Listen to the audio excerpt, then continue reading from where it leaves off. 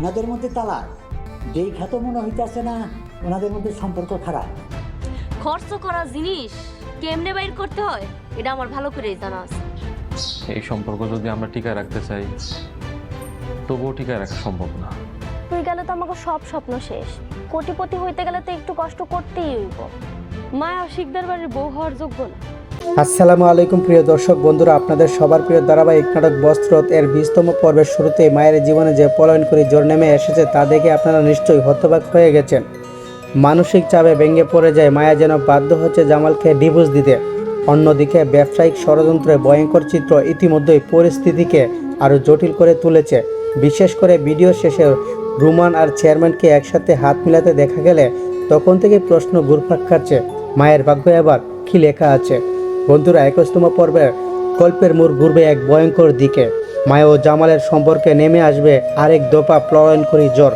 জামালের মা ও মরিয়মের বিষাক্ত চক্রান্ত এবার চূড়ান্ত রূপে নিতে চলেছে। আজ আমরা জানবো কিভাবে রুমাল চেয়ারম্যানের সাথে গোপনে চুক্তি করে মায়াকে ডিভোর্স দিতে বাধ্য করার নীল নকশা সাজিয়েছে।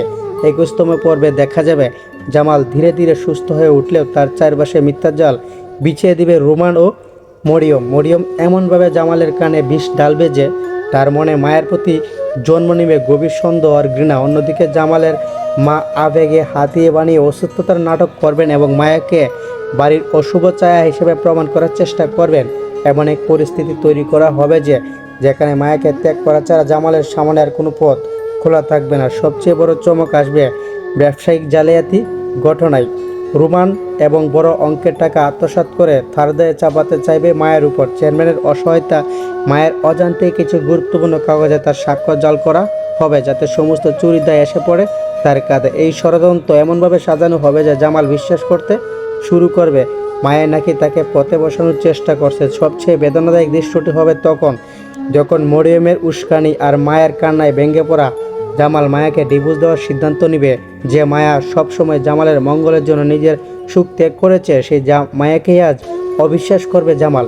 প্রশ্ন হলো, মায়ের পবিত্র চোখের জল কি পারবে এই ভয়ঙ্কর জালিয়াতি থামাতে? জামাল কি সত্যি চক্রান্তের পাতে পা দিয়ে মায়াকে ডিভোর্স দিবে, নাকি শেষ মুহূর্তে ধরা পড়ে যাবে চেয়ারম্যান ও রুমানের আসল মুখোশ? বন্ধুরা, আপনাদের কি মনে হয় অবশ্যই কমেন্টে জানাতে ভুলবেন না। সবশেষে সুখবর, আপনাদের বহুল প্রতীক্ষিত বস্ত্রত 21তম পর্ব দেখতে পারবেন মাত্র 3 দিনের মধ্যেই। সঠিক রিলিজ টাইম জানতে এবং এমন রোমান্স আপডেট পেতে অবশ্যই আমাদের চ্যানেলের সাথে থাকুন। ধন্যবাদ আপনাকে।